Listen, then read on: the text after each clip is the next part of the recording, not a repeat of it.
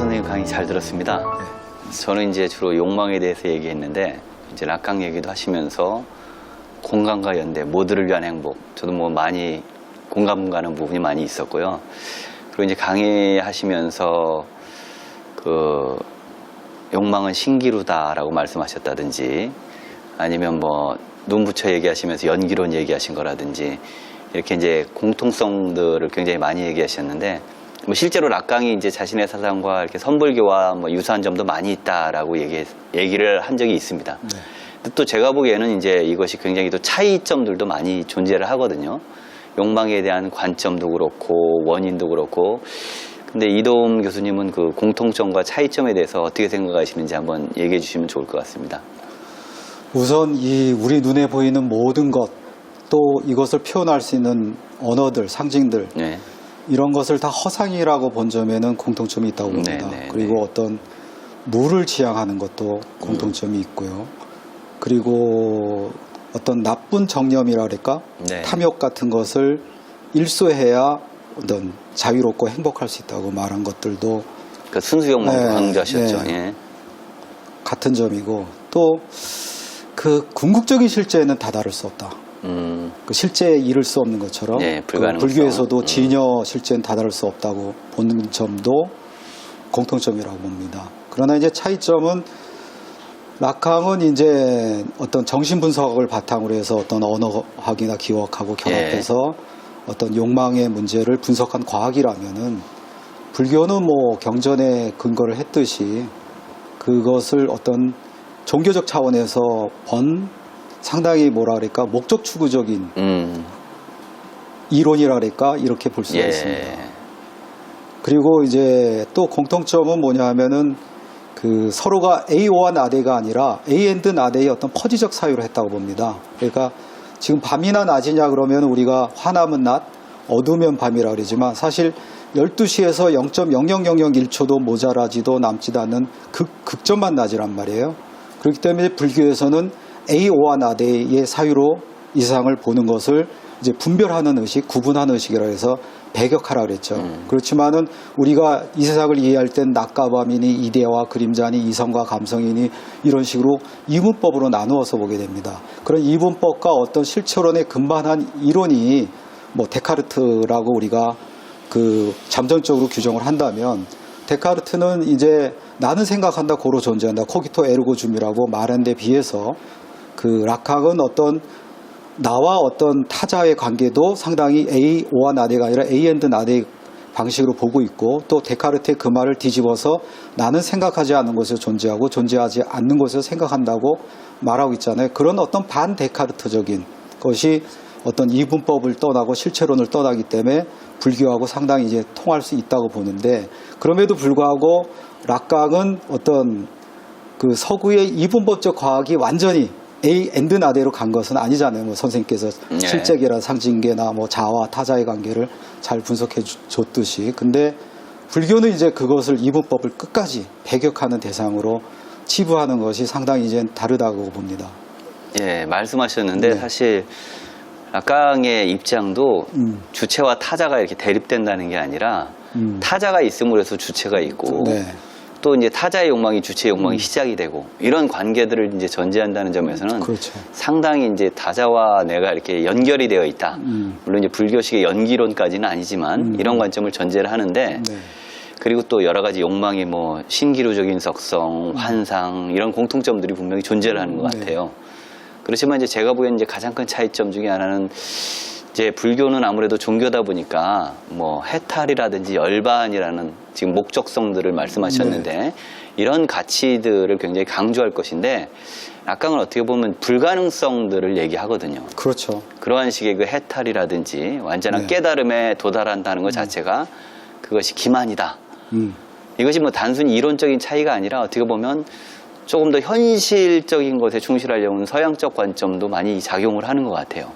그래서 어쨌든 지금은 이제 공통점들도 많이 얘기하지만 그러한 차이점들이 또 오늘날 시대에 이렇게 욕망의 문제나 행복의 문제를 이렇게 사고할 때 도움이 되지 않을까 저는 이런 생각도 좀 해보거든요. 그렇죠. 그러니까 초기 불교만으로 보면은 초기 불교는 어떤 도덕적 목적을 가졌잖아요. 근데 락강은 그 도덕적 목적 자체를 배격을 하잖아요. 그렇죠. 그런 점에서는 이제 불교하고 락강이 상이한데 이제 선으로 가면 그 자체를 또 집착이라고 보거나 망상이라고 보고 또 깨달음 자체도 이제 깨라고 말하잖아요. 부처를 보면 부처를 죽이고 또 조사를 보면 조사를 죽이라고 맞아요. 말하잖아요. 예.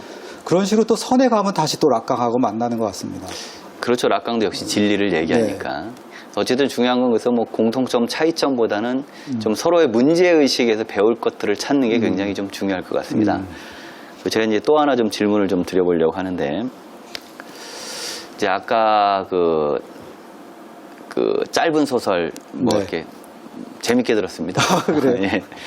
뭐 실제로 일어날 수 있는 일인데, 네. 저는 이제 존재 회복이란 걸 굉장히 강조했지만, 그것이 내가 잘하면 뭐 내 욕망에 충실할 수 있다. 그리고 내가 또 잘하면 사회가 행복해질 수 있다. 이런 관점을 주장한 건 아니거든요.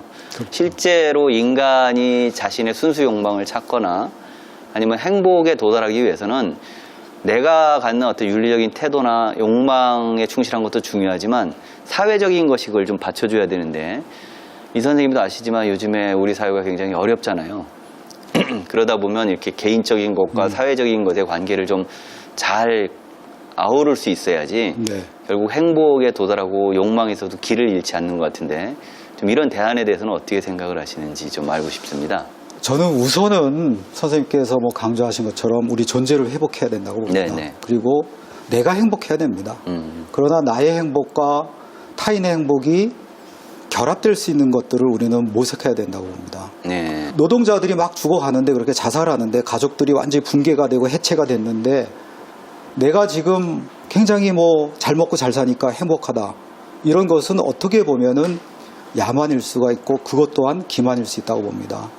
그리고 아까 말씀드린 대로 어떤 내 기쁨의 어떤 연락이랄까요? 어떤 행복감은 타인의 기쁨과 공존할 수 있을 때 더 배가가 되는 것입니다. 그렇기 때문에 우리가 어떤 작은 차원에서는 어떤 공동체라든지 지역 공동체라든지, 물론 기존의 공동체가 뭐 크리온처럼 완전히 어떤 법이라든지 규정이라든지 공동체의 덕목으로 인간을 억압할 수 있죠. 그렇지만 저는 이제 눈부처 주체라는 것을 내세우는 이유 중에 하나가 세 가지 자유를 종합하자는 것입니다. 그러니까 눈부처 주체는 우선 프롬 프리덤, 어떤 억압이나 구속에서 자유로운 존재입니다. 그래서 자기 존재를 회복하고 존재의 어떤 자유를 추구하는 것입니다. 그건 저하고 많이 통하는 예, 얘기네요. 그리고 예. 그것만이 아니라 투 프리덤은 뭐냐면 어떤 노동이라든지 수행을 통해서 이 세계를 올바로 인식하고 판단하고 해석하고 또 어떤 뭐 선생들이 뭐 확철대오를 하듯이 그런 수행을 통해서 자기의 거듭남을 갖다가 이루는 것입니다. 근데 세 번째 자유는 뭐냐면 퍼프리덤입니다. 내가 타인을 자유롭게 했을 때 자유로운 것. 그것은 저는 예수님이나 공자나 막스가 다 일치하는 점이라고 봐요. 수기안인이라든지 또 예수님의 어떤 박애라든지 또 막스도 우리가 뭐 공산주의 사회를 건설했다고 생각하고 그걸 이상으로 봤다고 건설을 뭐 주장하고 이상으로 봤다고 보지만은 막스가 본 이상적인 사회는 한 개인들이 자유로우면서 나와 다른 관계 속에 있는 다른 개인들을 자유롭게 할 때 정의가 완성되고 그런 개인들의 연합체일 때 그 사회가 이상적인 사회로 봤습니다. 그런 사회로 만드는 노력, 내 주변의 어떤 공동체를 더 나아가서 이 나라를 그렇게 만드는 노력들이 합치가 돼야 된다고 봅니다. 그러니까 이제 공동체의 중요성을 얘기를 하셨는데, 이제 제가 이제 락강적 관점에서 좀 말씀을 드리면, 이제 욕망의 윤리를 굉장히 중요시 여깁니다. 네. 그런데 이제 욕망의 윤리에 대해서 얘기한 세미나 7권에서 락강이 사회적 관계에 대해서 제시하는 대안이 이제 기독교적 관점일 수도 있지만 네. 이웃사랑입니다. 네. 근데 여기서 이웃사랑은 내 이웃이 나한테 잘해주기 때문에 사랑을 하고 저 사람하고 어떤 이해관계가 얽혀있기 때문에 사랑하는 게 아니라 무조건 사랑하는 겁니다. 이웃을. 그러니까 어떻게 보면 욕망의 윤리라는 것은 타자의 존재 그리고 서로 얽혀있는, 이걸 이제 락강의 용어로는 상호 주체성의 구조라고 하는데, 상호 주체성의 구조에서 이제 욕망이라는 게 실현되기 때문에 사실은 타자와의 관계 자체가 잘못되면은 욕망의 윤리라는 것도 존재하지 않는 거죠. 네. 그리고 이제 그러한 명제를 이웃사랑이라는 것 속에서 어떤 도덕적인 명령으로서가 아니라 어떤 공동의 선으로 제시할 수 있는 것. 결국은 욕망의 윤리라는 것은 작게 보면은 자아의 존재를 회복하는 것이지만 또 이제 그 논리를 발전시키다 보면 어떤 사회적 연대성도 암시할 수 있는 충분히 이런 부분이 있는 것 같고, 그 말씀하신 그 공감이라든지 눈부처라든지 이런 맥락과 상당히 통하는 것 같아요.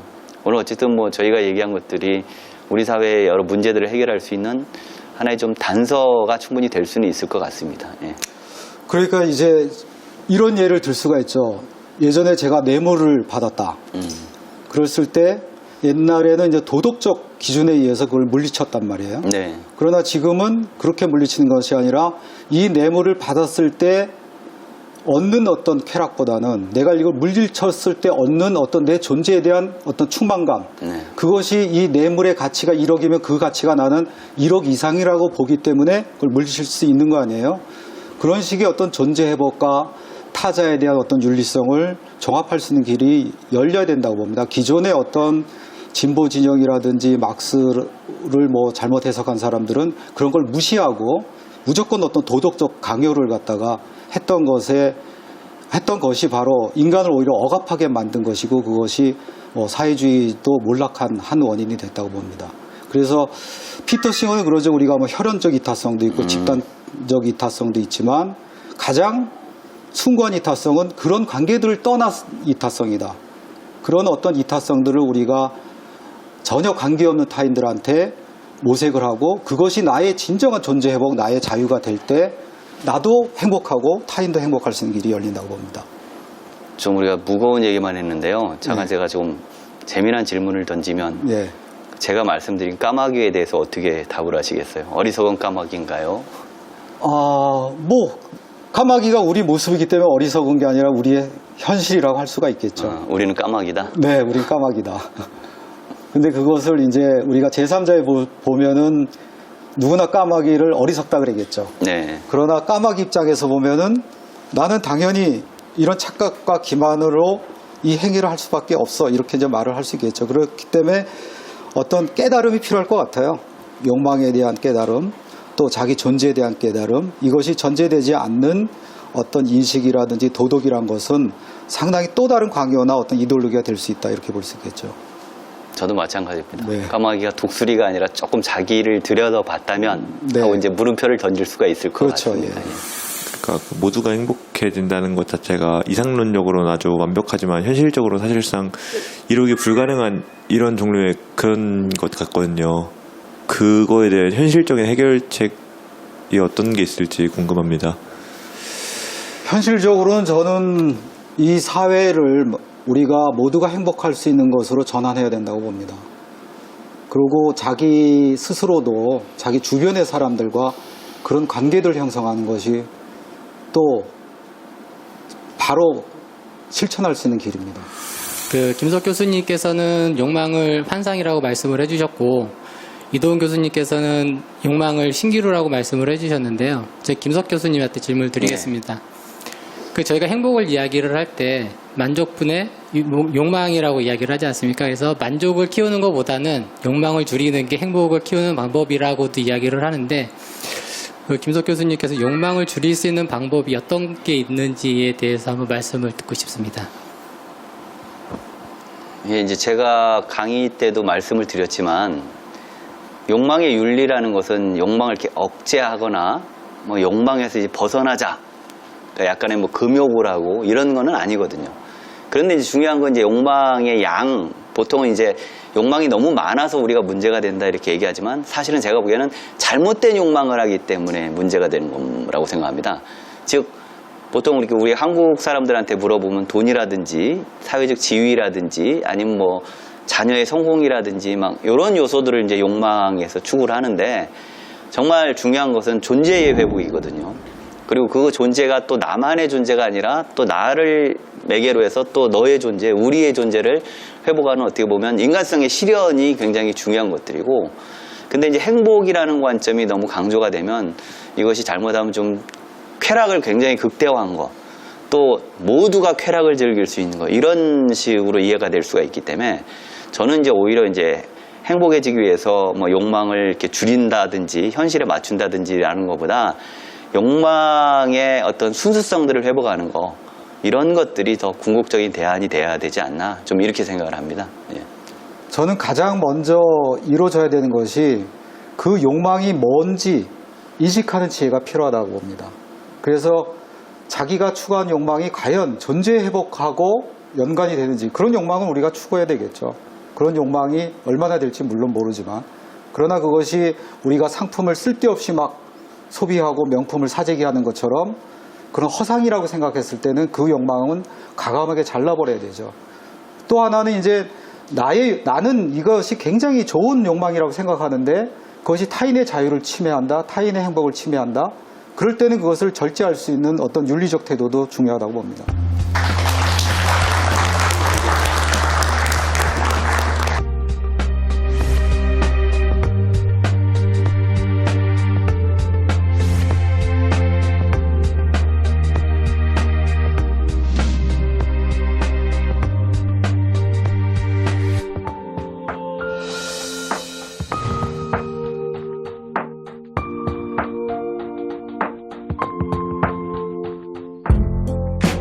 You and me, we made a vow,